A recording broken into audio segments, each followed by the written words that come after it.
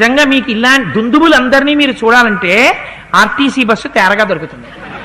ఎందుకు దొరుకుతుంది అంటే పూర్ ఫెలో కండక్టర్ అని ఒకడు ఉంటాడు ఆ బస్సులో. వాడి కర్మ ఏమిటో, వాడు ఎన్ని పాపములు చేశాడో కానీ నిజంగా వాళ్ళని చూస్తే జాలేస్తుంది. అది మూవింగ్ బస్సు. మూవింగ్ బస్సులో ఒక కర్రని ఆధారం చేసుకుంటే సామర్లకోటి అని 100 రూపాయలు ఇస్తాడు.